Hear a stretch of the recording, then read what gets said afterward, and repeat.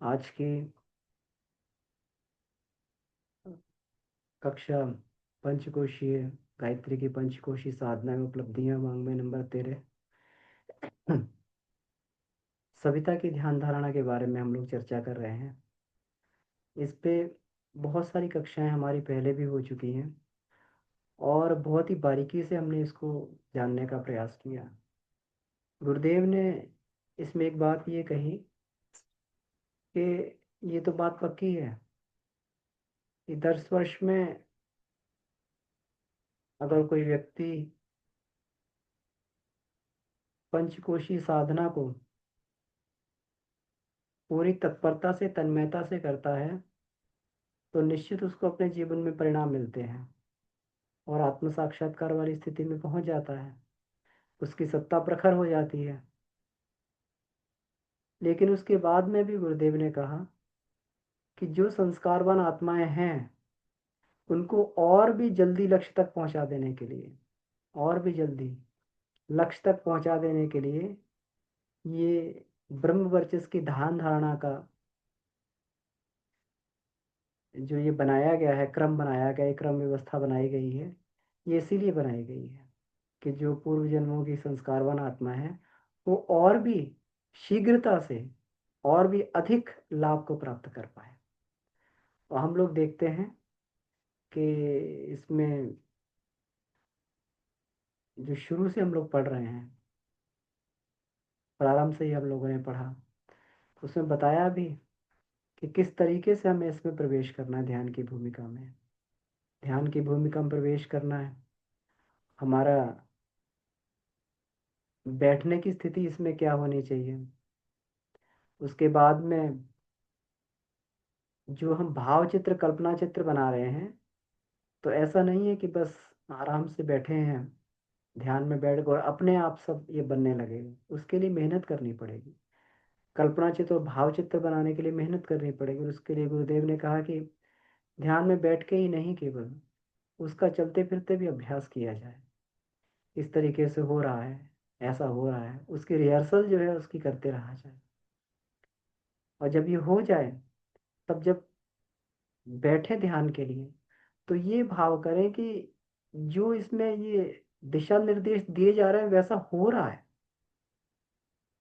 और ऐसा होता भी है। अगर इसमें बोलते हैं कि अन्नमय कोश में सविता ओजस, ओजस स्फूर्ति उत्साह, तो हाथों हाथ स्फूर्ति उत्साह व्यक्ति के अंदर आता है। और महसूस करना चाहिए, जितना महसूस करेंगे हमारे अंदर आ रहा है, जितना संकल्प हमारा मजबूत होगा, उतना उसी तरीके से मैं उसी समय, यहाँ ये बात गुरुदेव ने यहाँ एक सुंदर बात इस ध्यान धारणा की ये है, और ऐसी ऐसा कहीं नहीं ऐसा विश्व की किसी भी ध्यान धारणा में इस तरीके से नहीं मिलता कि ऐसा किसी व्यक्ति ने कह दिया हो। सामान्य तौर पे तो ये सुनने को आता है कि भाई आज करने हैं तो बड़ा शनै शनै धीरे धीरे परिवर्तन होगा। लेकिन यहाँ तो आज का आज ही लाभ अभी मिल गया। ये लाभ मिल चुका है, मिल गया है और मिलता है। हाथों हाथ लाभ, जिसमें हाथों हाथ परिणाम मिल रहे हैं। क्यों मिल रहे हैं? अच्छा, मैं अभी चेक करूँ। हाथों हाथ परिणाम मिल रहे हैं। क्यों मिल रहे हैं? क्योंकि देने वाली सत्ता भी बड़ी तत्पर बैठी हुई है। देने वाली सत्ता भी तत्पर बैठी हुई है कि जो भी पात्र है उसको अनुदान दिए जाए। हम लोग कभी कभी कभी हमारा जो है ध्यान करते समय ध्यान भटक भी जाता है। लेकिन जैसे ही गुरुदेव निर्देश देते हैं तो उन केंद्रों पर उस तरीके की प्रक्रिया होने लगती है। अब बात चल रही थी प्राणमय कोश की, हम लोग अन्नमय कोश में ही फंसे हुए हैं। और प्राणमय कोश की बात है, गुरुदेव प्राणमय कोश का निर्देश दे रहे हैं, तो प्राणमय कोश का जो केंद्र मूलाधार है वो अपने आप झंकृत होना चालू हो जाता है। भले ही हम उस समय जो है उस प्राणमय कोश वाली ध्यान की स्थिति में नहीं है, हम लोग कहीं पीछे रह गए, कहीं फंसे रह गए। कभी कभी होता है कि चक्र होते हैं, तो चक्र जो है कभी कभी फंसा भी लेते हैं, उलझा भी लेते हैं। तो साधक नहीं निकल पाता है। तो जब वो गुरुदेव उस बात को कहते हैं तो पता लगता है कि अपने आप जो है उस चक्कर में, जिस चक्कर का निर्देश गुरुदेव दे रहे हैं, वहां पर अपने आप ही स्फुरण चालू हो गया। इसका मतलब ये भी है कि एक समानांतर में एक सत्ता ऐसी काम कर रही है कि जो, जिसके कारण इस ध्यान का लाभ कई गुना प्राप्त हो रहा है। दोनों के समन्वय से ही साधक की श्रद्धा, कल्पना, भाव चित्र से और ईश्वरी शक्ति से, दोनों के समन्वय से धारण ध्यान धारणा कई गुना जो है प्रभावी हो जाती है। इसलिए ये सामान्य ध्यान धारणा नहीं है। अगर व्यक्ति इसमें भी पारंगतता हासिल कर ले इस ध्यान धारणा में, तो इसी के सहारे भी पांचों कोशों का अनावरण किया जा सकता है। पांचों कोशों का अनावरण मात्र इस ध्यान के माध्यम से भी हो सकता है। अब यह है कि क्रिया योग करेंगे थोड़ी सहजता मिलती है, क्योंकि ध्यान हर किसी का इतना जल्दी नहीं लगता है। क्रिया योग तो स्थूल होते हैं, तो क्रिया योग तो सब लोग कर लेते हैं, लेकिन ध्यान में थोड़ा सा उसका जो है अन्नमय, प्राणमय, मनोमय, थोड़ा सा कोश जिसके उच्च स्तर के रहेंगे, वही व्यक्ति इस ध्यान धारणा में उतर पाएगा। लेकिन फिर आगे का प्रोसेस ध्यान धारणा से बड़ी तेजी से होने लगता है। अब वहां पे क्रिया योग भी चल रहे हैं और ध्यान धारणा भी चल रही है, तो बड़ी तेजी से गति पकड़ने लगता है साधक। तो आज हम लोग इस प्रकार, पिछली बार हम लोगों ने मनोमय कोश की ये चर्चा की थी। तो मनोमय कोश में ये बात हम लोगों ने की थी कि मनोमय कोश में सविता का प्रकाश, प्रज्ञा, प्रज्ञा मतलब संतुलन, जीवन का संतुलन, विवेक, दूरदर्शिता। लोगों के पास दूरदर्शिता नहीं होती, तो व्यक्ति दूर की बात नहीं सोच पाते हैं। दूरदर्शी विवेकशीलता इससे प्राप्त होती है। और यहाँ पर आज विज्ञान में कोश में जो गुरुदेव हम लोग को बताने जा रहे हैं, तो उसका ये हम लोग, ये गुरुदेव के साहित्य में से जो इसमें वांग्मय नंबर 13 में से जो पीपीटी बनाई है, उस पीपीटी पे हम लोग आज ये चर्चा करते हैं। देखते हैं कि इसमें गुरुदेव किस तरीके से हमें विज्ञान में कोश के बारे में इसमें बता रहे हैं। और इसमें हर एक कोश में ध्यान करने के लिए बहुत कुछ इसमें गुरुदेव ने बताया है। बहुत सारा मैटर ध्यान करने के लिए मिल जाता है। हम लोग सामान्य रूप से कहते हैं कि ध्यान में करेंगे क्या बैठ के, लेकिन बहुत सारा मैटर, जैसे जैसे हम एक एक कोश को पढ़ते जा रहे हैं, तो बहुत सारा इसमें, उतने समय में बहुत सारा हमें काम करने के लिए इसमें गुरुदेव बताते हैं। आप देखें इसमें जो है, इसको शेयर करते हैं। तो जो इसमें शब्दावली बोली जाती है, तो शब्दावली में देखिए, जो विज्ञान में कोश में बोली जाती है, केंद्र हृदय चक्र, ब्रह्म चक्र, शक्ति भंवर समर्थ चक्रवाती, बिल्कुल उसी तरीके से सविता शक्ति का प्रवेश हृदय चक्र से विज्ञान में कोश में। हृदय चक्र द्वार है विज्ञान में कोश का। विज्ञान में कोश में जैसे ही सविता का प्रकाश आता है, तो दीप्ति के रूप में बदल जाता है, और पूरा का पूरा दीप्तिमय, दीप्ति पिंड, दीप्ति पुंज, पूरा का पूरा हमारा विज्ञान में कोश हो जाता है। दीप्ति क्या है? श्रद्धा भक्ति है। अब दीप्ति के बारे में जो है, दिव्य दृष्टि के बारे, अतीन्द्रिय क्षमता के बारे में गुरुदेव ने इसमें आगे बहुत अच्छे से बताया है, विस्तार से इसको हम लोग देखेंगे। हृदय चक्र का जागरण, सुहृदयता का जागरण, श्रद्धा भक्ति का जागरण, इसको हम लोग देखते हैं आज। तब ये देखिए, बड़ी अद्भुत बात गुरुदेव ने इसमें ये बताई हुई है कि जबकि पांचों के पांचों कोश जो है, ये चेतनात्मक ही हैं, स्थूल कोश नहीं है। अन्नमय कोश भी स्थूल दिखाई देता है, लेकिन ये पूरी की पूरी चेतना ही है। लेकिन ये चेतनात्मक होते हुए भी इनकी चेतना केवल शरीर तक ही सीमित रहती है। ये शरीर के पदार्थ परख क्रियाओं से ये कोश प्रभावित होते रहते हैं। भोजन कर लिया तो जो है शरीर प्रभावित होगा, वो जानते भी हम लोग, जैसा भोजन करेंगे उसी प्रकार का जो है शरीर उसी तरीके से हमारा प्रभावित होता है। प्राण भी वैसे ही प्रभावित होगा। अगर कहीं ऐसा ये कर लिया, कहीं बासी और वो ऐसा भोजन कर लिया है, तो प्राण शिथिल पड़ जाएगा उससे, मन में चंचलता उत्पन्न हो जाएगी। तो ये सारे के सारे जो है स्थूल शरीर में ही इनकी चेतना गुथी रहती है, स्थूल शरीर से ही आपाधापी इन तीन कोशों की चलती रहती है। अब इसमें ये देखिए कितना बढ़िया बताया हुआ है कि स्थूल पंच तत्वों की रासायनिक एवं आणविक प्रक्रिया के आधार पर चेतना का जो अंश गतिशील रहता है, उसी की झांकी तीनों कोशों में मिलती है। मतलब स्थूल के आधार पर, इन कोशों में स्थूल के आधार पर चेतना गतिशील रहती है। जैसा खाया अन्न वैसा बने मन, जैसा अन्न खाते हैं चेतना हमारी वैसे। कहते हैं कि वैसे तो चेतना अलग है, स्थूल अलग है, लेकिन स्थूल के कारण ही ये चेतना प्रभावित होती है इन तीनों कोशों में। अब पदार्थों की मात्रा तथा स्तर के आधार पर प्रभावित होते हैं। आहार ना मिलने पर अन्नमय कोश लड़खड़ा जाता है। भोजन ना मिले किसी को, या फिर गलत भोजन मिले तो अन्नमय कोश लड़खड़ा जाएगा। उत्साहवर्धक अनुकूल परिस्थितियां ना मिले तो प्राण शिथिल पड़ जाता है। उत्साह ना मिले किसी को तो धीरे धीरे प्राण शिथिल पड़ने लगेगा, रस नहीं आ रहा है इस चीज में। और मस्तिष्क संस्थान में अगर नशा, मूर्छा या फिर क्लोरोफॉर्म इत्यादि सूंघा दी जाती है, एनेस्थीसिया दे दिया जाता है, तो व्यक्ति का चिंतन प्रक्रिया ठप हो जाती है उसमें। ये तो सब लोग जानते ही हैं, जिन जिन लोगों को भी ऑपरेशन हुए होंगे, जिन्हें को एनेस्थीसिया दिया गया होगा, तो चेतना शून्य हो जाता है व्यक्ति। इसका मतलब ये चेतना जो है स्थूल तत्वों से प्रभावित होती है। तो तीनों ही शरीर सचेतन होते हुए भी तत्वगत प्रकृति पर ही निर्भर है। इसीलिए जब तक व्यक्ति इन तीनों कोशों को पार नहीं करता, वो प्रकृति की उठा पटक में लगा रहता है। उसको प्रकृति तब तक प्रभावित करती है जब तक जो है वो तीनों कोशों से उठकर विज्ञान में कोश में नहीं आता है। यहाँ पर जो है, यहाँ तक प्रकृति खेलती रहती है, और यहाँ तक जो है उसको प्रकृति के साथ में आपाधापी मचानी पड़ती है व्यक्ति को। अब इसके बाद में, और इंद्रियां इन तीनों के साथ में जुड़ी हुई हैं, इंद्रियों के क्रियाकलाप जो है इन तीनों को ही प्रभावित करते हैं।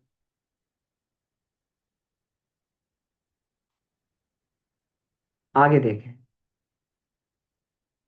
अब यहां से हम लोग देखेंगे, अब वो तो स्थूल, अब जबकि वो चेतनात्मक था लेकिन फिर भी प्रकृतिगत है वो तीनों कोश। लेकिन जो सूक्ष्म से जुड़ते हैं वो आगे के दो कोश जुड़ते हैं, विज्ञानमय कोश और आनंदमय कोश।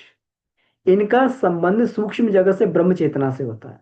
हम लोग कहते हैं ना कि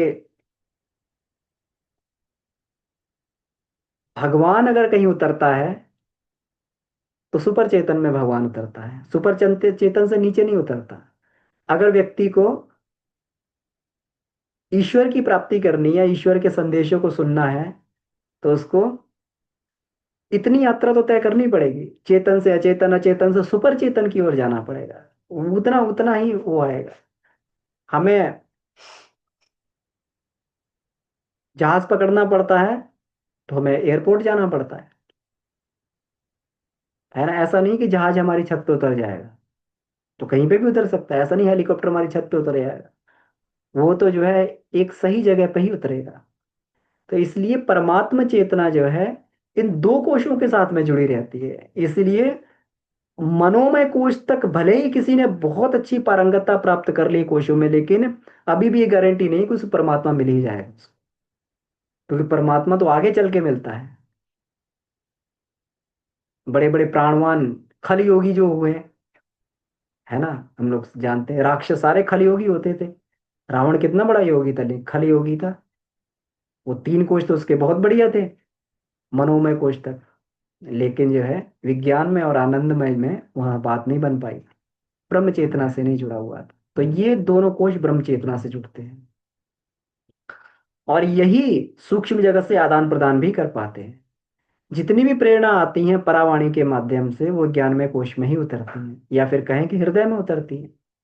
हृदय जो है, हृदय ही परापश्यंती वाणियों को सुन पाता है। परावाणी को हृदय सुन पाता है, आत्मा सुन पाती है। हृदय से नीचे ये वाणी सुनाई नहीं देती परमात्मा की, क्योंकि यहाँ पर भाव संवेदनाओं की ये बात रहती है। भाव संवेदनाएं, कहते ना कि ईश्वर, भगवान भाव के भूखे हैं, जबकि ईश्वर को भावातीत भी बोला गया है। वो भावातीत उस भगवान के बारे में बोला गया जो निर्विक्त, निर्लिप्त, निर्विकार है। लेकिन जो हमसे जो ईश्वरी सत्ता जुड़ी हुई है अच्छाई के रूप में, सद्भावनाओं के रूप में, वो तो वो तो भाव को ही पकड़ता है वो भगवान। तो जब भाव संवेदना अंदर ये जागृत होती है, तभी व्यक्ति जो है ईश्वर से अपना संबंध बना पाता है। विचार से विचार से ईश्वर बहुत, विचार और बुद्धि के तर्कों से ईश्वर बहुत परे है। यहाँ केवल भाव से ही ईश्वर को प्राप्त किया जा सकता है। अब इसमें भी एक बात आती है, प्रेम तत्व की रसानुभूति सर्वोपरि है। प्रेम जितना रस किसी में नहीं। गुरुदेव को प्रेम में रस आ गया, तो जीवन भर प्रेम ही करते रहे, प्रेम बांटते रहे, प्रेम प्राप्त करते रहे और प्रेम बांटते रहे। इतनी सरसता जीवन के किसी पक्ष में नहीं है, इसीलिए प्रेम को परमेश्वर बोलते हैं। और यह प्रेम तत्व अनेक रूपों में प्रकट होता है। घनिष्ठता, आत्मीयता, एकता, ममता, वात्सल्य, करुणा, मैत्री, सेवा, ये सब प्रेम के सारे प्रेम के ही अनेकों रूप हैं। और प्रेम का संबंध जो है हृदय से माना गया है। सुहृदा, सुहृदयता, सज्जनता, है ना। तो ये इससे ही जो है ये सब प्रेम के ही रूप हैं। हृदय एवं भाव संस्थान, यही अध्यात्म शास्त्र में विज्ञान में कोश कहलाता है। अब यहाँ पे जिस हृदय की बात कही गई है, वो हृदय वो नहीं है कि जो हमारा पंप है जो रक्त को फेंकता रहता है, वो वाला ये हृदय नहीं है।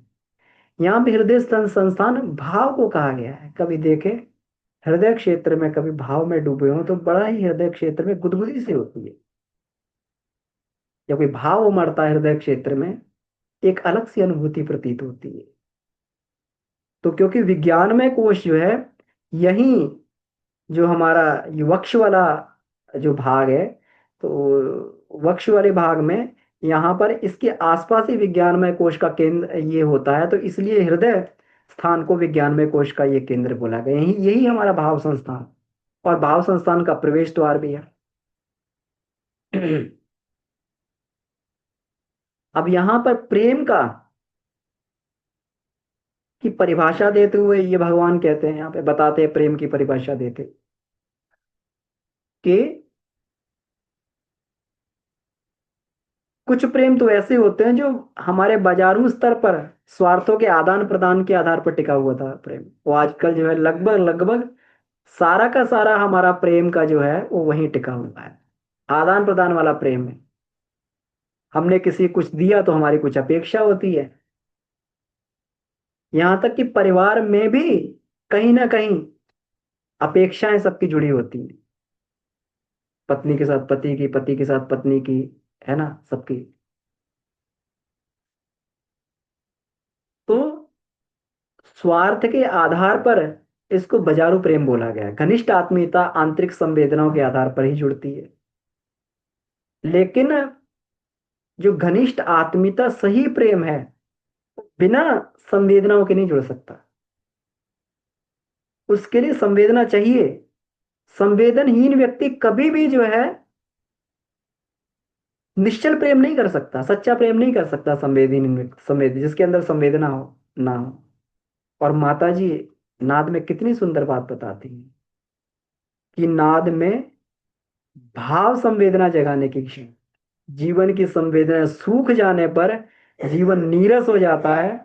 संवेदनाएं जाग जाएं तो मनुष्य और मनुष्य के बीच, मनुष्य और भगवान के बीच दिव्य आदान प्रदान प्रारंभ हो जाता है। अब देखिए, नाद आनंदमय कोश की साधना भी हो गई और विज्ञानमय कोश की साधना भी होगी, क्योंकि भाव संवेदना भी पैदा हो रही है इससे। कितना सुंदर जो है माता जी इस बात को कहती है। अगर थोड़ी भी गहराई अगर इसमें आ जाए तो हम लोग चीज के महत्व को समझ जाएं, और बिल्कुल उसमें जो स्वर लहरियां बहती, तो हमारी सूखी हुई संवेदनाएं धीरे धीरे हरी होने लगती हैं। हमारे अंदर भाव संवेदना पैदा होने लगती है संगीत सुनते ही। नहीं तो जीवन कैसा नीरस सा प्रतीत होता है, लेकिन उससे भाव संवेदना पैदा होने लगती है। अब देखिए, इसमें घनिष्ठता का ये बताया गया कि वैश्या की जो घनिष्ठता होती है अर्थ प्रदान होती है। उसका आरंभ विकास अंत इसी आधार पर होता है। किसी के पास पैसा है तो वैश्या का प्रेम मिल रहा है, नहीं पैसा है तो प्रेम समाप्त। लेकिन माता और संतान के बीच, पति पत्नी के बीच जो प्रेम होता है एक निस्वार्थ आत्मीयता का ही गहरा पुट होता है, और वो भाव संवेदना के स्तर पर होता है। बच्ची को देख के माता के स्तनों में जो दूध उतर आता है, भाव संवेदना ही है। वो अपनी भाव संवेदना जो है वो पिलाती है माता बच्चे को। उसके अंदर जो प्रेम करुणा बच्चे के प्रति आता है, उसी के कारण वो आता है। अब लोक व्यवहार में स्वार्थ कौशल में जिस शिष्टाचार और चापलूसी का परिचय दिया जाता है, उसको व्यवहारिक चतुरता कहते हैं। हम लोग कभी कभी प्रेम कह देते हैं उसे, लेकिन वो केवल स्वार्थ कौशल है कि हम, उसने हमारे साथ अच्छा व्यवहार किया तो हम भी जो है उसके साथ में अच्छा व्यवहार तो करना चाहिए। लेकिन ये कहीं कहीं स्वार्थ कौशल भी इसको कहा जाता है, व्यवहारिक चतुरता कही जाती है कि व्यवहार के बदले व्यवहार, है ना। गाँव में हम लोग देखते हैं व्यवहार होता है ना। तो वो हमारे यहाँ आए थे और हमारी शादी में जो है उन्होंने 100 रुपये दिए थे, हम उनको 111 देंगे, है ना। तो ये इसको बोलते हैं व्यवहारिक चतुरता, या आत्मीयता वाली कोई बात नहीं है। आत्मीयता इससे गहरी चीज होती है, उसका उद्गम हृदय से होता है। वो वापसी में कुछ मांगता नहीं है। यहाँ तो देने से पहले व्यक्ति सोचता है कि वो दे पाएगा कि नहीं दे पाएगा। देने से पहले व्यक्ति ये सोचता है तो पता नहीं दे पाएगा नहीं दे पाएगा। एक महिला बड़ी हमें वो आई उसमें कि मैं शादी में तो चाहती हूँ उस लड़की की शादी में मैं ये दे दूं, लेकिन पता नहीं जब मेरी लड़की की शादी होगी तो वापस कर पाएगी कि नहीं कर पाएगी। तो इसी को व्यवहारिक चतुरता बोलते हो। सारा का सारा जो है ये आत्मीयता नहीं है। प्रेम इससे गहरी चीज है। प्रेम का उद्गम जो है, और प्रेम जो है भाव संवेदनाओं के इसमें इस पे आधार पे होता है। यहाँ पे देखिए गुरुदेव ने यहाँ पे ये बताया भी है। और इसका उद्गम जो हृदय से होता है, क्योंकि हृदय जो भाव संवेदनाओं का केंद्र है। यहाँ पे गुरुदेव ने बताया कि आध्यात्मिक जो शब्द है हृदय, वो केवल जो है रक्त वाली थैली नहीं है, इसको रक्त वाली थैली ना माना जाए। और विज्ञान में कोश का केंद्र काया में हृदय स्थान के इर्द गिर्द माना गया है, इसलिए उसे हृदय की संज्ञा दी गई। और प्रकाश शब्द का भी अध्यात्म शास्त्र में जो ये होता है, मतलब होता है ज्ञान होता है। कुछ लोग कहते हैं हमें हृदय स्थान पर प्रकाश दिखाई देता है, अच्छी बात है। कुछ लोगों को नहीं दिखाई देता है, लेकिन ज्ञान तो है, हृदय में ज्ञान तो उतरता है, तो इसका मतलब प्रकाश तो आ रहा है।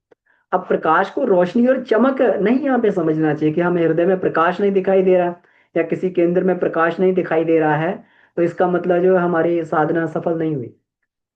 तो हो सकता है व्यक्ति की हर व्यक्ति की स्थिति अलग अलग होने के कारण उसको इस तरीके के अलग अलग अनुभूतियां हों, लेकिन ये तो कम से कम साधनात्मक प्रगति की व्याख्या नहीं है। यहाँ पर ज्ञान ज्ञान तो बढ़ रहा है, कुसंस्कार तो कम हो रहे हैं, तो इसका मतलब ये सही काम कर रहा है। अब देखिए, अब यही प्रेम जो है जीव और ब्रह्म में एकता का कारण बनता है।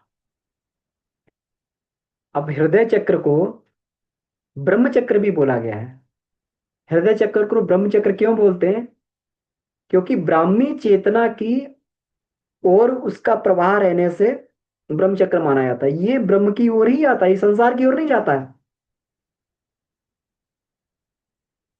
इसका प्रवाह हमेशा जो है, जिस प्रकार से तीन कोशों का जो प्रवाह रहता है, वो संसार की उठा पटक से उतार चढ़ाव होता रहता है, लेकिन इसका प्रवाह तो ब्रह्म की ओर ही रहता है, ऊपर की तरफ ऊर्ध्वागामी प्रभाव रहता है,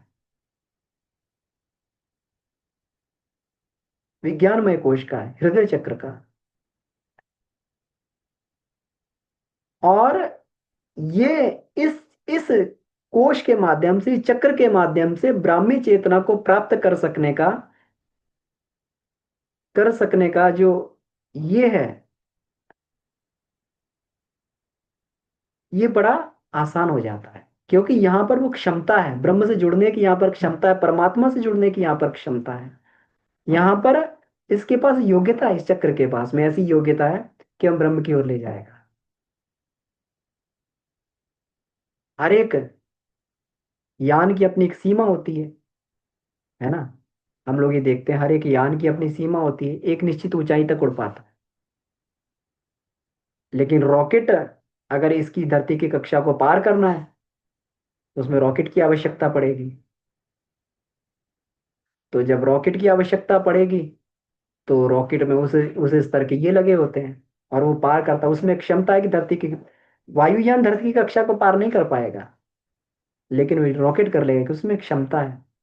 तो इसलिए इसीलिए कहते हैं कि जो व्यक्ति विज्ञान में कोश में रहता है वो नीचे नहीं गिरता है, क्योंकि इसका प्रवाह ही केवल ब्रह्म की ओर रहता है। यहां पर अगर एक व्यक्ति अगर अगर टिक गया इस आधार पर, तब वो गिरेगा नहीं। अभी देखिए यहाँ बोला गया भक्ति भाव से परमेश्वर को प्राप्त किया जा सकता है। जीव और ब्रह्म की एकता बढ़ाने में प्रधान भूमिका जो है भक्ति की ही रहती है, ये बात बिल्कुल ठीक है। और भक्ति का प्रारंभिक रूप होता है श्रद्धा से। श्रद्धा से, और श्रद्धा कहते हैं श्रेष्ठता के प्रति असीम प्रेम को श्रद्धा बोलेगा। तो पहले तो श्रेष्ठता के प्रति प्रेम करना ही व्यक्ति को सीखना पड़ता है, और गायत्री मंत्र जो यही करता है। गायत्री मंत्र जो है व्यक्ति के अंदर श्रेष्ठता के प्रति प्रेम को पैदा कर देता है, उसकी श्रद्धा विकसित होती है। जो मंत्र जब हम लोग करते हैं उससे श्रद्धा विकसित होती है। व्रत में बंध के, व्रतेन दीक्षा आपनो दीक्षा अपनोति दक्षिणाम, दक्षिणाम श्रद्धा आपनोति। एक बार व्रत में बंध गए तो उससे दीक्षा मिलती है। संकल्प कर लिया तो दीक्षा मिल गई गुरु की, और दीक्षा मिल गई तो उसे दक्षिणा भी मिलती है, दक्षता भी आ जाती है उसमें।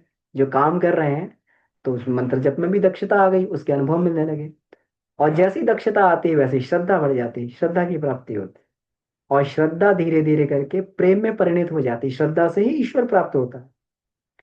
तो ये भक्ति ईश्वर के प्रति भी हो सकती है और उत्कृष्ट आदर्शों के प्रति भी। आप सामान्य तौर पे देखें तो जो हमारे बहुत सारे हमारे महापुरुष हुए हैं, तो वो जो महापुरुष थे बहुत सारे, सीधे तौर पे कभी उन्होंने जो है, जिसको ये कहें कि ईश्वरीय उपासक नहीं रहे होंगे सीधे तौर पर, लेकिन आदर्शों के प्रति उनका प्रेम था। हम लोग ये देखें भगत सिंह को, तो वो अपने आप को ये कहते थे मैं नास्तिक हूं, लेकिन आदर्शों के प्रति प्रेम, उसको भी भक्ति ही कहा जाएगा। उनकी भक्ति चरम सीमा की थी, पराकाष्ठा में भक्ति थी उनकी। तो ये किसी से भी ये भक्ति हो सकती है। अब इसमें ये देखते हैं हम कि जैसे ही ये आता है,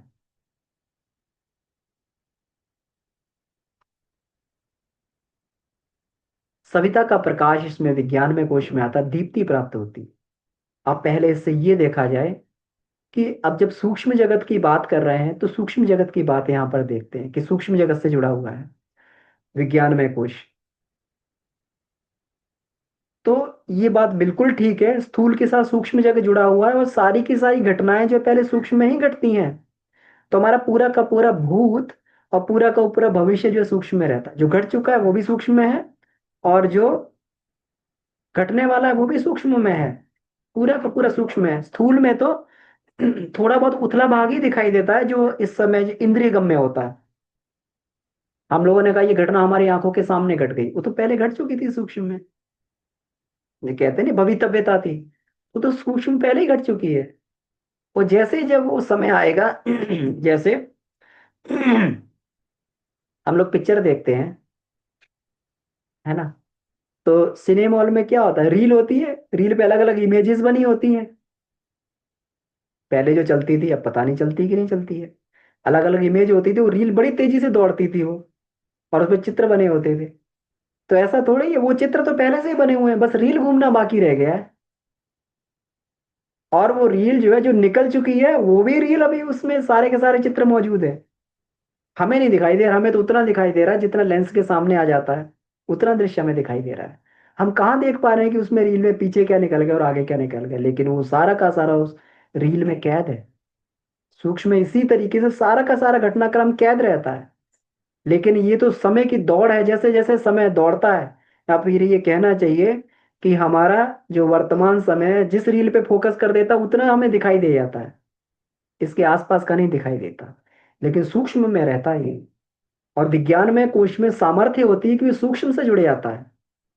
और सूक्ष्म को भी प्रत्यक्ष रूप से देख सकता है। अगर किसी का विज्ञानमय कोश समर्थवान हो जाता है, तो उसको सूक्ष्म की गतिविधियां जानने का भी उसको सिद्धि प्राप्त हो जाती है, और उसमें हेर फेर भी कर सकता है व्यक्ति। अब यहाँ पे कहा गया है कि दूरवर्ती एवं अदृश्य को देख सकना भी हमारे दिव्य दृष्टि के लिए संभव है।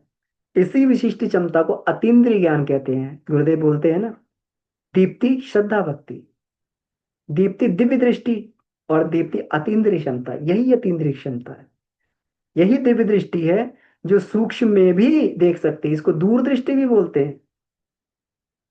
अब कोई व्यक्ति अगर बहुत दूर की बात, कोई प्रज्ञा संपन्न व्यक्ति है, बहुत दूर की बात सोच के काम कर रहा है, इसका मतलब उसको भी सूक्ष्म में दिखाई दे रहा है कि अगर मैं आज ये कर रहा हूं तो ये होगा, आगे चल के होगा, ये घटित होगा।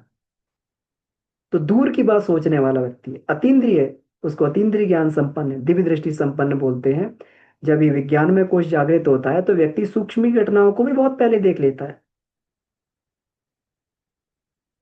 और विज्ञान में कोश में जब सविता का प्रकाश प्रवेश करता है उसको दीप्ति बोलते हैं, ये तो सबको मालूम है।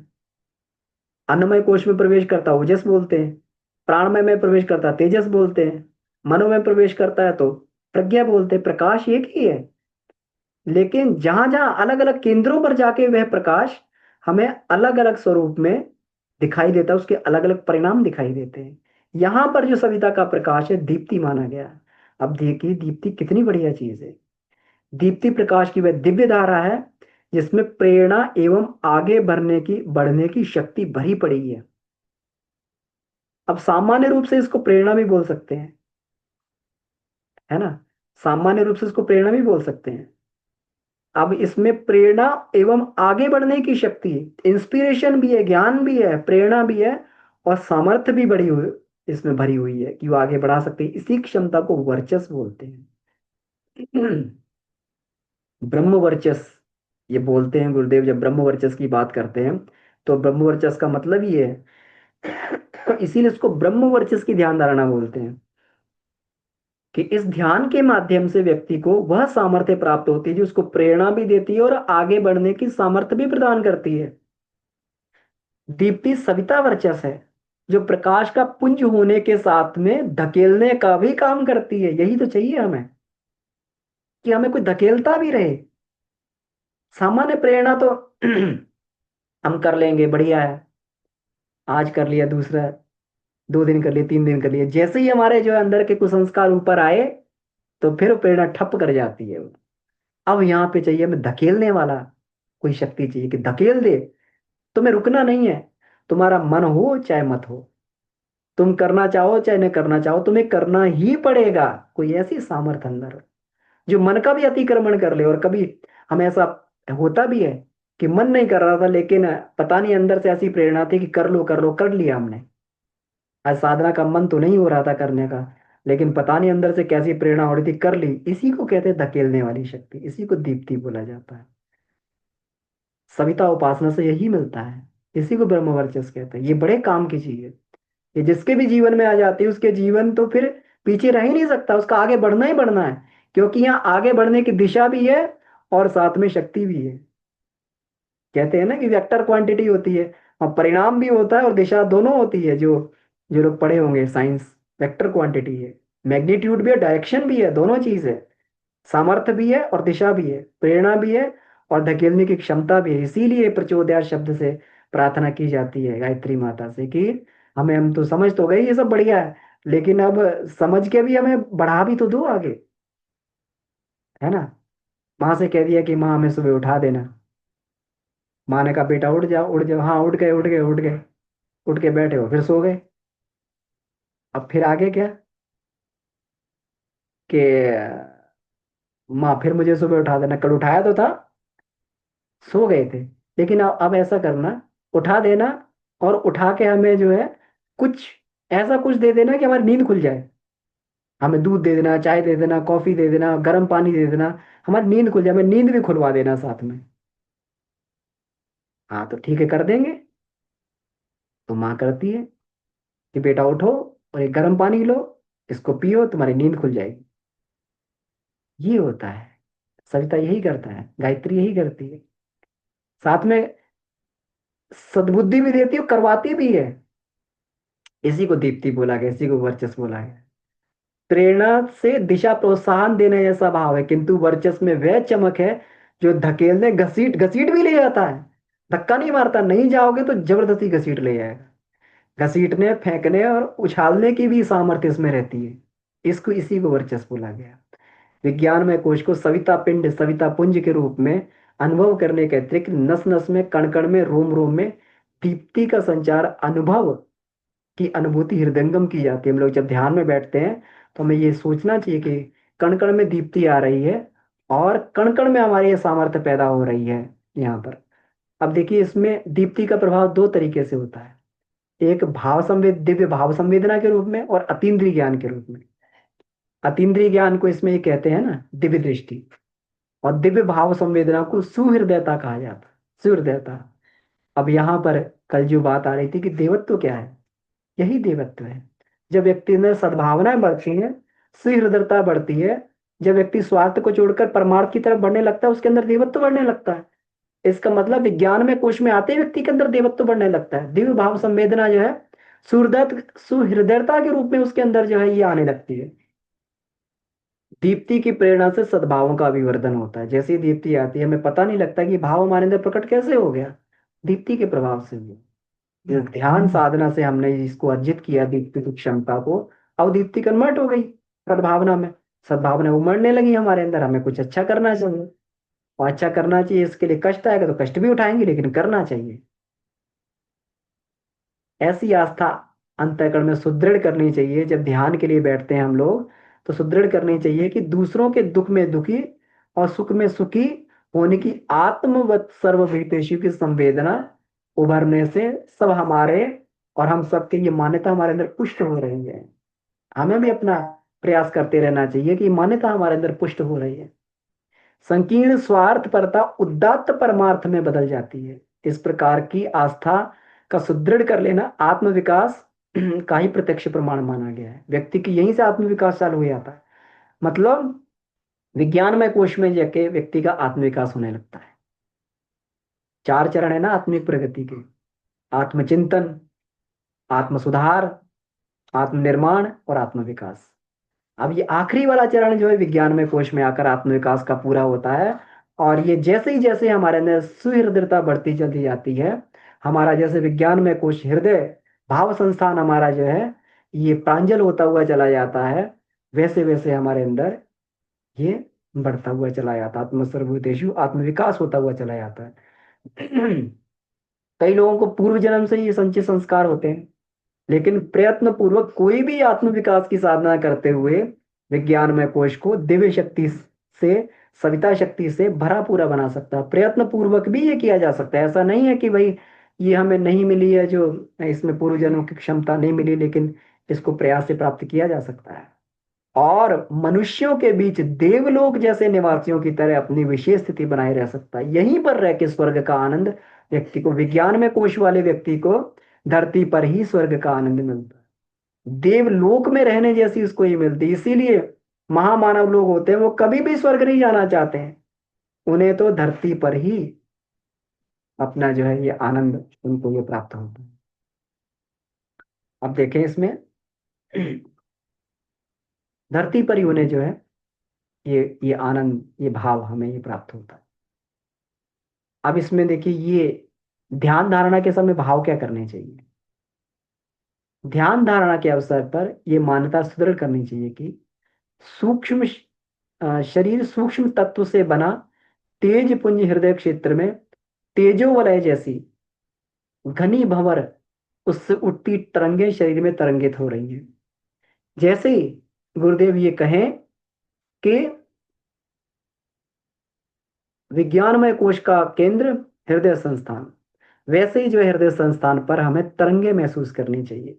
यहाँ पे तरंग प्रवाहित हो रही हैं, है ना, और चारों ओर प्रकाश के समूह अंतरिक्ष में यहाँ से फैल रही हैं, ऐसा भाव ये हमें बनाना चाहिए। अब हृदय चक्र के माध्यम से जैसे ही सविता प्रवेश करते हैं, तो उनके प्रवेश की भावना हमें ये करनी चाहिए, और पूरे के पूरे संस्थान हमारा उससे ओतप्रोत हो रहा है, सविता के प्रकाश से जो है ओतप्रोत हो रहा है। सविता क्या है, प्रकाश और शक्ति का केंद्र है। इससे हमारा पूरा संस्थान ओतप्रोत हो रहा है। अब देखिए यहाँ पर जो बात है, ये अद्भुत बात है, ये हमें कहीं पढ़ने को नहीं मिली, लेकिन यहाँ पे गुरुदेव ने दी। और ये बहुत अच्छी प्रैक्टिस है, ये भाव बहुत अच्छा है, ये हमें करना चाहिए सभी को। विज्ञानमय कोश वाली आत्मसत्ता सूक्ष्म जगत की नागरिक है। अब हमें पासपोर्ट मिल जाता है, जैसे पासपोर्ट नहीं मिले तो कोई अमेरिका नहीं जा सकता, लेकिन विज्ञानमय कोश में जैसे ही हम विज्ञानमय कोश में प्रवेश करते हैं तो हमें सूक्ष्म जगत का पासपोर्ट मिल जाता है। अब सूक्ष्म जगत के भी नागरिक हो गए हम लोग, स्थूल जगत के नहीं है। तो हमारी आत्मसत्ता जो है सूक्ष्म जगत की नागरिक है, ऐसा भाव करना चाहिए कि अब हम सूक्ष्म जगत के नागरिक हैं। उस देश में निवास करने, व्यापार चलाने एवं उड़ान आदान प्रदान का अधिकार हमें प्राप्त हो गया सूक्ष्म जगत में। सूक्ष्म जगत में जो हलचलें हो रही हैं, वहां पर रह के हमें क्रियाकलाप, वो एक अलग देश है। अभी तो हम ये स्थूल जगत में रह रहे हैं और उसके बारे में जानते नहीं, लेकिन ध्यान के माध्यम से हमें ये करना चाहिए।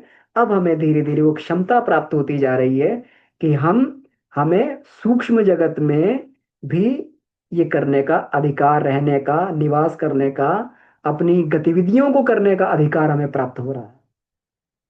विज्ञान में कोश के जागरण के अनुपात में सूक्ष्म जगत की नागरिकता का स्तर बढ़ता चला जाता है। जितना जितना विज्ञान में कोश जागृत होगा, उतना ही हम जो है सूक्ष्म जगत के नागरिक बन जाएंगे, और भी नागरिकों से हमारा परिचय हो जाएगा। जितने भी सारे सूक्ष्म जगत में ये हैं, इसीलिए सारे महापुरुष जो आपस में जुड़े रहते हैं, क्योंकि सूक्ष्म जगत में हुई हलचलें सब लोग जो है परिचित रहते हैं। और सूक्ष्म जगत में जिनकी जिनकी भी वो है, सब लोग एक दूसरे से जुड़ के अपना जो है ये चलाते रहते हैं। भले ही संसार में अलग अलग जगह हों, लेकिन सूक्ष्म जगत में किस प्रकार से जो है गुरुदेव सारे महापुरुषों से जुड़े रहते थे। और सूक्ष्म में तो कोई मरता ही नहीं है। गुरुदेव कहा करते थे कि हम जो है जब भी जाए जो है हम इनको स्वामी विवेकानंद को बुला लेते हैं, जब भी जाए हम शंकराचार्य जी को बुला लेते हैं, जब भी जाए हम किसी से भी मिल लेते हैं, क्योंकि सूक्ष्म में तो सभी उपस्थित है। सूक्ष्म में सारी ऋषि सत्ताएं उपस्थित है।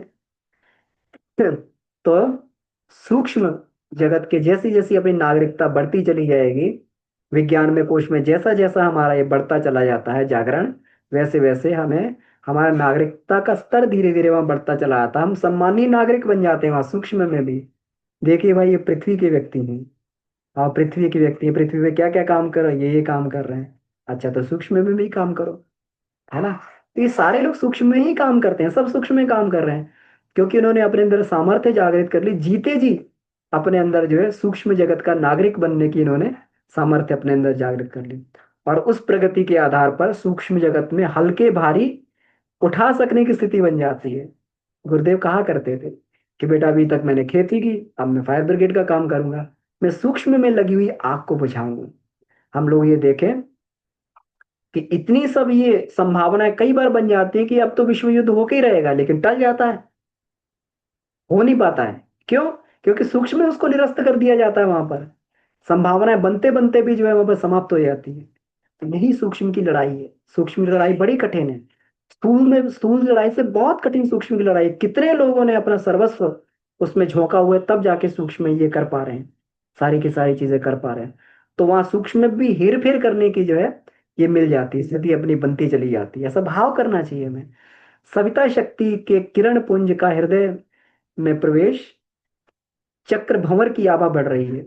दिव्य संवेदनाओं का संवरण पूरे अंतःकरण में हो रहा है। हृदय चक्र से सीधा संपर्क, दोनों का आदान प्रदान हो रहा है ना।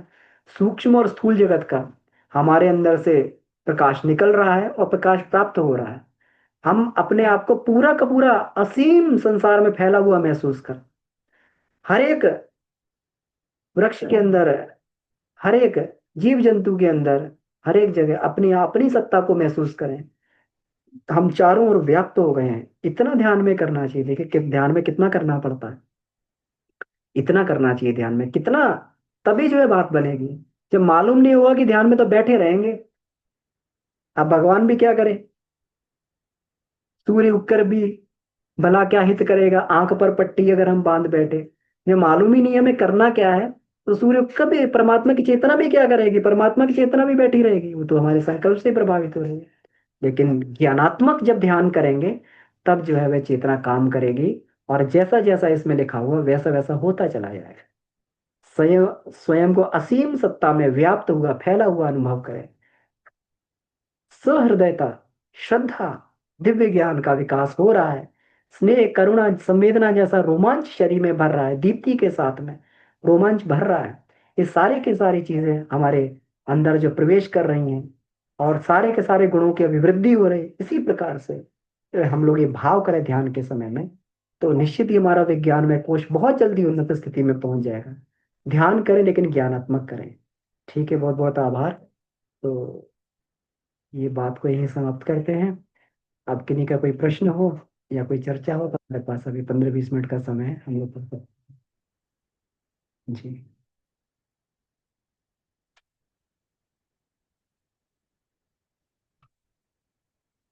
किशोरी देवी, हाँ 1 मिनट, मैं सबको ये कर देता हूँ इसमें। मैंने अनम्यूट कर दिया था सबको, जो है ये राइट दे दिया है। जी जी, एक एक करके अनम्यूट करते जाएं, हम लोग बात कर लेते हैं जी। प्रणाम भैया। दी प्रणाम। बहुत बहुत धन्यवाद इतने सुंदर ज्ञान के लिए। अम, जैसे बाबूजी ने भी बताया कि हृदय चक्र ही सूर्य चक्र भी है, और आपने अभी बोला ब्रह्म रंध्र भी है वही स्थान, और अनाहत चक्र भी है ना। तो सबका कनेक्शन एक दूसरे से है, या और एक हृदय स्थान भी है जो धड़क रहा है, वो फिजिकल बॉडी है। तो इसको थोड़ा सा और, कि ये तीनों एक ही है, अलग अलग है, तीनों शरीर का अलग अलग है। जी दीदी, तो देखिए, जिस प्रकार से शरीर, देखिए केंद्र सबके एक जगह होने से जरूरी नहीं है कि ये सबका काम एक ही है ना। हमारा जो अनाहत चक्र है उसकी प्रकृति कुछ अलग है, क्योंकि वो जो है हमारे इसमें है, चक्र वाले शरीर में है। चक्र वाला शरीर हमारा प्राणमय कोश में होता है ना। तो वो अलग है जो अनाहत का है। लेकिन ये जो हृदय चक्र है ये भाव संवेदनाओं का केंद्र है। तो जब हम यहाँ पर ये करते हैं तो अनाहत चक्र बोल देते हैं, लेकिन हम भाव संवेदनाओं का केंद्र पर ही हम लोग ध्यान करते हैं, और ऐसा भाव करते हैं कि हमारे अंदर भाव संवेदनाएं बढ़ रही हैं, हमारे अंदर प्रेम, उदारता, करुणा ये सब बढ़ रही है ना। तो अब इसमें ये कहा कि ये हृदय स्थान भी है, तो उसका उसका भी अलग है। वो शरीर का एक पार्ट है, वो रक्त को पंप कर रहा है और सारी जगह रक्त भेज रहा है। यहाँ पर पेसमेकर भी होता है, पेसमेकर का अपना काम है, वो जो है करंट भेज रहा है, तो उससे हृदय जो है धड़क रहा है। ये सबके अलग अलग काम है ना। लेकिन सबका स्थान एक ही है, तो इसलिए उद्देश्य सबका अलग अलग हो जाता है। यहाँ पर जिस विज्ञान में कोश के केंद्र का हम लोग ध्यान करते हैं वो हमारा भाव संवेदना का केंद्र, इसलिए पहले ही मस्तिष्क को हमें क्लियर संकेत दे देना चाहिए कि हम उस द्वार में प्रवेश कर रहे हैं जहां पर भाव संवेदना हमारे रहती हैं, जहां उस भाव संवेदना के माध्यम से ईश्वर से संपर्क बनता है, जहां पर प्रेम रहता है, संवेदना रहती है, करुणा रहती है, सुहृदता रहती है, ये सारी चीज। तो ये तो हमारे सोचने पर ही निर्भर करता है दीदी, जैसा हम सोचेंगे उसी प्रकार का हमें आउटपुट मिलता मिलता जाएगा उसमें। जी भैया, प्रणाम, धन्यवाद। जी धन्यवाद दीदी। प्रणाम भैया। दी प्रणाम। प्रणाम भैया। हाँ दी भैया, प्रणाम। मैं एक बात वो ये बोलना चाहती हूँ ना, जैसे गीता में श्री कृष्ण जी ने अर्जुन को बताया ना, ईश्वर सर्वभूतानां हृदय हृदयेश अर्जुन तिष्ठति, और आत्मवत् सर्वभूतेषु।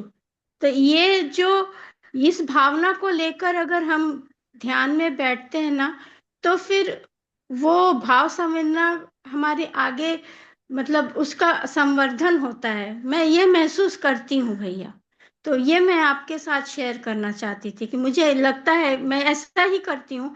तो मुझे लगता है कि जैसे पौधों में हो, कि जीव जंतुओं में हो, इवन मनुष्य में, हर हर मनुष्य के भी अलग अलग कैटेगरी रहती है ना। कोई काम करने वाले होते हैं, कोई ऑफिस जाने वाले होते हैं। तो सब में अगर हम ईश्वर को ढूंढते हैं, देखते हैं, तो हमारे में अंदर वो भाव संवेदना की जागरण होती है। तो यही मैं आपसे शेयर, तो ये होता है भैया, ये बहुत प्रैक्टिकल है। और जब इस संवेदना को हम का अभिवर्धन होता है ना, तब परावाणी ये वाणी को हम समझ पाते हैं, उसको कैच कर सकते हैं आपके वायुमंडल में हो, ब्रह्मांड से। तो ये बहुत जरूरी है भैया कि हम सब जी। इसका प्रैक्टिस करें। जी हाँ, भैया। और यही गुरुदेव ने भी बताया है कि हमें जी। यही करना चाहिए, आत्मत सर्वभूतेषु की भावना करनी चाहिए। हमारे जी अंदर भैया। सहृदयता बढ़ रही है, हमारे अंदर हाँ। स्नेह बढ़ रहा है, ये बढ़ रहा है, और सब जगह मैं व्याप्त हो रहा हूँ, जी है ना, भैया। सब चराचर जगत जी। में समाया हुआ हूँ। हाँ क्योंकि हाँ उस हाँ समय, हाँ। क्योंकि शक्ति का प्रवाह उस समय ऐसा रहता है, अगर हम वो दिशा दे देंगे तो हमारे अंदर वो चीज विकसित हो जाएगी। जी भैया। तो इसलिए यही बहुत बढ़िया ब्रह्म है, और विद्या यही का सूत्र भी है। यही ब्रह्म विद्या का सूत्र भी है। बिल्कुल बिल्कुल दीदी, बिल्कुल। और गुरुदेव जी इसी भैया। तरीके से ही हमें हमारा मार्गदर्शन भी करते हैं कि हमें इसी जी। मार्ग पर चलना चाहिए। और देखिए, सही मार्ग पर सही टेक्नोलॉजी को हम लोग का अनुसरण करेंगे तो परिणाम भी हमें सही मिलेंगे, और मिलते भी हैं, जैसे जी। मिल रहे हैं आपको। जी जी। भैया। बिल्कुल सही। जी। धन्यवाद भैया। धन्यवाद दीदी आपके अनुभव के लिए। जी। जी। जी, कविता दीदी, कविता दीदी आप अपने आप को अनम्यूट कर लीजिए। जी भैया, प्रणाम, सभी को जी, प्रणाम। प्रणाम। भैया आप बहुत अच्छी तरह से समझा रहे हैं भैया, और जो जो समझ में नहीं आता था ध्यान के पीरियड में, अब तो और भी अच्छी तरीका से आ रहा है। उसका लाभ यही मिल रहा है कि ध्यान बहुत अच्छी तरीके से हो रही है, और ध्यान के समय में भाव भी बहुत अच्छा आता है, फीलिंग्स हो रहा है भैया। और अभी आप बताए दीप्ति का मतलब होता है आगे ठेलना, तो जब हम लोग पंचकोश का ध्यान करते हैं तो वो फील होता है भैया। लेकिन अभी भैया एक मेरे साथ प्रॉब्लम हो रहा है, पता नहीं ये क्या है भैया, बस यही जानना चाहते हैं। आरंभिक 3 तरह की जब साधना होती है, आरंभिक का एक अलग था, मतलब निगेटिव चीज, अनुष्ठान का भी एक अलग था, उच्च स्तरीय साधना का भी एक मतलब एक अलग से हो रहा है। अभी हम बहुत अस्वस्थ नहीं है कि हम बहुत अस्वस्थ है, करने लायक नहीं है, ऐसी बात नहीं है, थोड़ा बहुत है, पहले से अच्छी है भैया। लेकिन भैया पता नहीं अंदर में एक देव दानव का युद्ध चल रहा है, नेगेटिव पॉजिटिव का युद्ध चल रहा है। हम करना चाह रहे हैं, हमको करने नहीं दिया जा रहा है, नींद टूट जा रही है, उठ नहीं पा रहे हैं, मतलब अजीब सा हो रहा है भैया। तो इसको क्या माना जाए? अंदर का ही द्वंद है भैया, किसी बाहरी आव भाव नहीं है, परिवार का नहीं है, समाज का नहीं है, अंदर में द्वंद चल रहा है भैया। ये क्या है? बहुत थोड़ा परेशान भी हो जा रहे हैं इससे। लेकिन एक दिन भी साधना रुकी नहीं है, टाइम पे नहीं हो पा रही है, लेकिन रुकी नहीं है। एक मन बोलता है किसी भी कीमत पे हारना नहीं है, रुकना नहीं है, और एक मन बोलता है नहीं करने दिया जाएगा। मतलब शरीर के अंदर भी चल रहा है भैया दो चीज, दो शक्ति चल रही है। देखिए, जो आपको यह कह रहा है कि हारना नहीं, रुकना नहीं है, वही आपका वर्चस्व है ना। उसी को ईश्वर की कृपा माननी चाहिए, कि इसका मतलब जो है हमें ईश्वर की कृपा मिल रही है कि इतनी एडवर्स कंडीशन में भी हम चल पा रहे हैं। हम लोग अगर अध्यात्म में जुड़े हुए हैं, कोई सामान्य बात नहीं है ये। इस समय में देखना चाहिए, जब चारों तरफ नकारात्मकता नकारात्मकता भरी हुई है, ये विचारों का इतना प्रचंड प्रवाह, नकारात्मक विचारों का।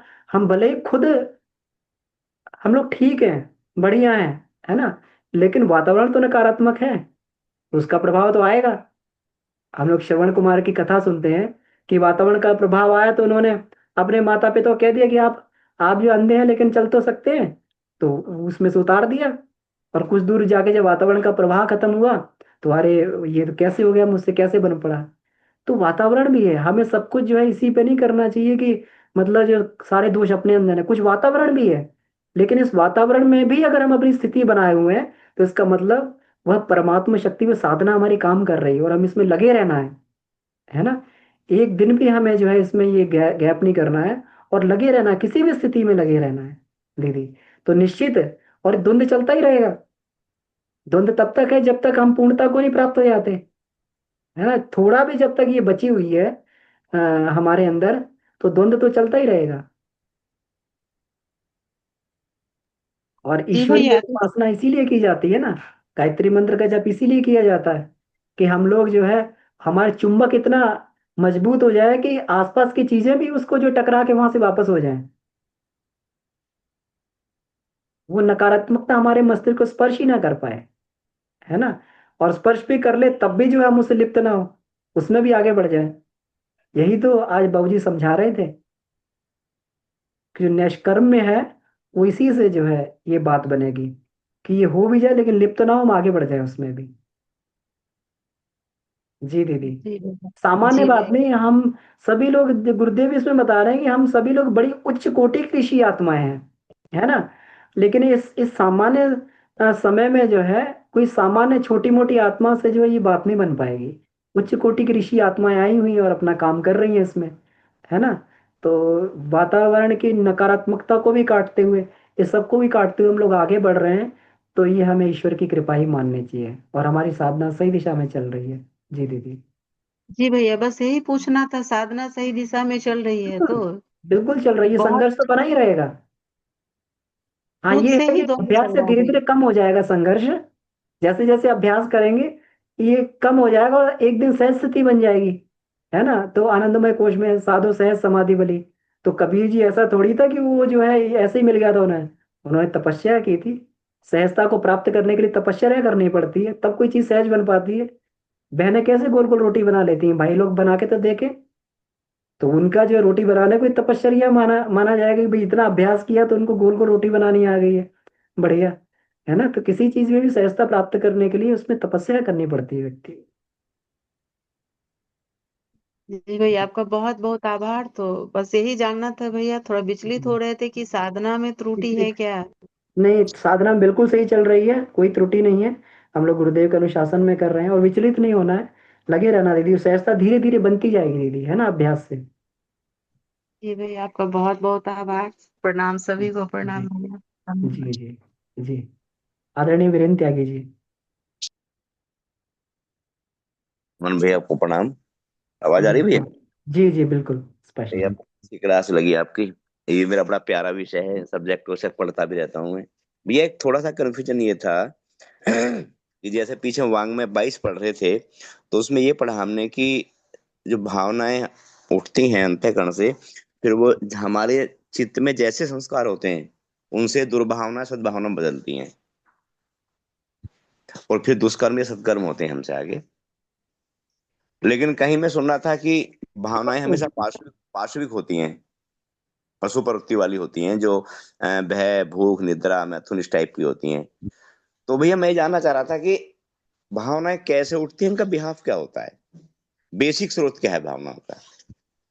अगर भावनाएं उठती हैं आगे, फिर वो हमारे जो चित्त में जैसे संस्कार होते हैं, सद्गुणों के हैं तो सद्भावना, और दुर्गुणों के दुर्भावना बदल जाती है। तो इसका मतलब भावना सिर्फ एक प्रवाह है, उसका अपना कोई वजूद नहीं है। जैसा आगे संस्कार मिलेगा वैसे उसे बदल जाएगी। लेकिन किसी को सुना था मैंने कि भावनाएं हमेशा पार्श्विक होती हैं, तो भैया इसको थोड़ा क्लियर करिए। जी जी। तो देखिए, भाव संस्कार से नहीं बदलता है, भाव संस्कार से भी ऊंची चीज है। जब वो जी भाव उठेगा तो संस्कार वो संस्कार को भी उखाड़ पुखाड़ के एक तरफ फेंक देगा, है ना। भाव जो हमारा प्रभावित होता है हमारी मान्यता से, जिसको हम अहंकार बोलते हैं, ईगो, जी है जी। ना। तो हमारा अहंकार जिस तरीके का होगा, जैसी हमारी मान्यता अपने बारे में है, वैसे ही हमारे भाव उठेंगे। और जैसा हमारा भाव उठेगा, व्यक्ति के अंदर दोनों तरीके के ही संस्कार होते हैं, पाश्विक भी होते हैं और दैवी संस्कार भी होते हैं। तो बिल्कुल। जिस दिन हमारे अंदर वो भाव, दैवीय भाव उठ जाएगा, उस दिन सारे के सारे जो है पाश्विक संस्कार एक जगह उखड़ जाएंगे और सारे के सारे दैवी संस्कार जागृत हो जाएंगे। तभी बिल्कुल तो जो है जो है ये रत्नाकर डाकू वाल्मीकि बन पाए और जो है ये बन पाए। तो जो भैया सडन चेंज होता है ये इसी से मोबाइल। होता है। भाव बड़ा प्रबल होता है, संस्कार तो कुछ भी इसके सामने क्षमता नहीं है संस्कार की। विचार संस्कार से प्रभावित हो सकता है, आपका बिल्कुल। विचार उठा, है ना, तो विचार संस्कार से प्रभावित हो जाएगा। विचार पर संस्कार का अतिक्रमण हो जाता है, भाव पर अतिक्रमण नहीं हो सकता उस संस्कार का। जिस दिन ये भाव बदल गया उस दिन संस्कार तो सब एक तरफ रह जाएंगे। ये वांग में 22 में पढ़ा था हमने, जब क्लास चल रही थी हमारी चेतन अचेतन सुपर चेतन की, कि भावनाएं आगे चित्त में जैसे संस्कार हैं उनके साथ मिलकर दुर्भावना सद्भावना बदलती हैं। हाँ तो ये हो सकता है कि जो पश्चिमी राइटर होते हैं वो अपने हिसाब से बातों को लिखते हैं, है ना। हम्म। लेकिन गुरुदेव ने जो ये बात कही है कि इसमें ये भाव बहुत ऊंची चीज है। विचार हो गया चाहे शरीर हो गया, ये सब भाव के उस पर ही नाचते हैं, जी है ना। जी और जी। भाव उठता है व्यक्ति की मान्यता के अनुसार, उसकी जो जय- जो उसकी अपने बारे में मान्यता है। जिस दिन मान्यता, हम लोग रोज गायत्री मंत्र का जप करते हैं, गायत्री साधना का उद्देश्य में ही तो लिखा है कि हम लोग रोज गायत्री मंत्र का जप करते हैं, हमारा अहंकार धीरे धीरे बदलने लगता है। और जिस परिमाण में हमारा अहंकार बदलने लगेगा वैसे हमारा भाव शुद्ध होता जाएगा। जैसा हमारा भाव शुद्ध होगा वैसे ही हमारे संस्कार भी अपने आप जो है बदलते जाएंगे। भैया भावना भावना को उठने का आधार क्या होता है? अहंकार, अहंकार। हमारी जी मान्यता। और जी जी। अहंकार पर, अहंकार तक साधना के अलावा किसी की पहुंच नहीं होती। आप कितना भी कुछ प्रवचन सुन लीजिए, कुछ भी नहीं हो पाएगा उससे। कितना ज्ञान पढ़ लें, कुछ नहीं हो पाएगा। अहंकार केवल जो साधना के माध्यम से बदलता है। तो जो ये बता रहे थे, मैं किसको सुन रहा था एक दिन के, वो कह रहे थे कि भावनाएं केवल पार्श्विक होती हैं, तो गलत बता रहे हैं ना फिर वो पाश्विक, उसमें ये लिखा हुआ है जो पश्चिमी जो इनकी जो थी पश्चिमी विद्वानों का कुछ वो था कि मनुष्य में पाश्विक ही होती है ना। वो युद्ध करना चाहता है और जो है वो अतिक्रमण करना चाहता है सबके ऊपर। उसके अंदर भोग विलास की प्रवृत्ति होती है। तो ये जी पश्चिमी विद्वानों का है, कुछ इनका जो फिलोसफर्स हैं। जी जी जी। ठीक तो भैया। वो उनकी अपनी फिलोसफी है जी। ठीक भैया, क्लियर हो गया। ठीक भैया, थैंक यू। जी जी जी जी। धन्यवाद। जी विभा दीदी। जी भैया प्रणाम। एक प्रणाम। जो भावना की, हाँ प्रणाम भैया, भावना की बातें जो उठ रही है, तो इसको हम ऐसे समझ रहे हैं भैया कि एक जो भावना होती है ना, वो मतलब उसको कोई छू नहीं सकता, वो बिल्कुल पर्सनल होता है। और दूसरी जो भावना होती है, वो भावना को परिवर्तन जब करते हैं तो वो भावना ज्ञान में प्रकट होती है ना भैया। हाँ क्योंकि जो, हाँ जो कि एक भावना जो अगर उसके द्वारा अगर हम सामने प्रकट करते हैं तो किसी को समझ में नहीं आएगा। अगर उसी भावना को ज्ञान में परोसते हैं तो समझ में आता है, जैसे कि आप हम सभी को खिला रहे हैं, है ना भैया। इसको ऐसे समझेंगे। हाँ, तो दीदी भाव ही हमारा ज्ञान कर्म में बदलता है ना। भाव ही हमारा जी विचार में बदलेगा, जब तक आपके अंदर भाव उठ रहा है कोई नहीं समझ पाएगा उसको, है ना। हाँ लेकिन जब वो जी हमारे विचार में परिवर्तित हो जाएगा, ज्ञान में परिवर्तित हो जाएगा, कर्म में आ जाएगा, तब समझ में आएगा। अब गुरुदेव के अंदर इतना भाव था, है ना। वो परमात्मा का संदेश उनके अंदर भाव बन के उमड़ता था। वो सारी चीजों को उन्होंने फटाफट फटाफट उसको भाव को जो है लिख दिया अपनी साहित्य में। जी जी। मतलब भावना को परिवर्तन करना पड़ता है, दो पहलू हमेशा लेके वही चलना होता है, है ना। भाव ही परिवर्तन होता है दीदी। परिवर्तन करना नहीं पड़ता, वही भाव ही हमारा विचार बनता है, वही कर्म बनता है दीदी। तो ये एक बात। बात ऐसे भी तो समझेंगे ना भैया, जब अपने आप पे आती है तो वहां पे कुछ रहता ही नहीं है, सिर्फ भावना ही रह जाती है। मतलब मान लिया जाए कि हम यहाँ ज्ञान पढ़े लिखे सब कुछ मेरे पास है, ठीक है, मतलब आपके द्वारा सीखे, जो कुछ भी हमारे हम जीवन में सीखे, लेकिन जब पर्सनल की भावना जगती है तो उस समय सब फुल स्टॉप लगानी पड़ती है ना भैया। इसको ऐसे भी तो समझेंगे। कौन सी भावना जगती है दीदी? सर्किट कन्फ्यूजन हुआ। जैसे देखिए भैया, यहाँ पे पूछना ये है कि जैसे भावना है तो मतलब ज्ञान यहाँ पे हो गई, तो ज्ञान जितना हम मतलब प्रकट किए तो सारे ज्ञान को जब हम मिलने जाते हैं अपने प्रिय से, तो सब कुछ को छोड़कर वहां जाना होता है ना। तो वहां पे भी वो सूक्ष्म रूप में भावना काम करती है। वो छोड़ना नहीं पड़ता दीदी, छूट जाता है। अच्छा। है ना, जी ज्ञान ऊपर जाके छूट जाता है, अपने आप छूट जाता है, क्योंकि उसका उद्देश्य पूरा हो जाता है। अब जब कोई कपड़ा है, जब तक जरूरत है उसकी पहन रहे हैं। अब जब उसकी जरूरत नहीं तो अपने आप छूटा उपेक्षित पड़ा रहता है एक जगह। भूल भी जी जाते हैं वो भैया। कपड़ा हमारे पास है भी कि नहीं है। है ना। जी तो जब किसी चीज की उपयोगिता खत्म हो जाएगी तो अपने आप वो जो छूट जाएगा। तो जब जी ज्ञान का भैया। उद्देश्य तो तभी तक है जब तक अज्ञान है। जब अपने लक्ष्य को प्राप्त कर लिया तो फिर उसकी क्या जरूरत है, वो अपने आप छूट जाएगा। ज्ञान छोड़ना नहीं पड़ता उसको दीदी। इसी पे चिंतन थोड़ी चल रही थी भैया, क्योंकि अंदर छोड़ना कुछ नहीं और है, है, किसी बाहर भी चीज कुछ को और है। छोड़ना नहीं है दीदी। स्थिति जब आएगी तो जी छूट जाएगा वो। जी भैया जी। क्योंकि छोड़ने के प्रणाम। चक्कर में कभी कभी ये भी होता है, पता नहीं हमारी स्थिति है कि नहीं, हम छोड़ के बैठ जाए, हाँ नीचे गिर जाएंगे। वो नीचे गिर नहीं, जाएंगे। जैसे कहना कुछ और है, वो आ नहीं रहा है सामने, बस हाँ भाव से समझा जा सकता है, आ नहीं, जी मेरी वाणी पे आ नहीं रही है। प्याज देता और जी भैया प्रणाम। बहुत जी बहुत जी धन्यवाद। जी मेरा बड़ा सारा उसमें रह गया है। जी। बड़ा भी। तो ठीक है, तो हमें लगता है समय भी हो गया है। तो आइए इसी के साथ में आज की हम लोग चर्चा को ही समाप्त करते हैं। आप सभी का बहुत बहुत आभार। परम पूज्य गुरुदेव वंदनीय माता जी से प्रार्थना करते हैं कि हम लोग ऐसे करके एक एक सोपान पे चढ़ते हुए हम लोग उस लक्ष्य तक पहुंचे जहाँ पर भी हमें पहुंचाना चाहते हैं। इसी भाव से आइए शांति पाठ करते हैं।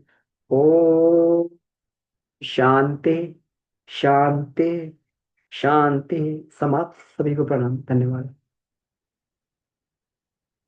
धन्यवाद।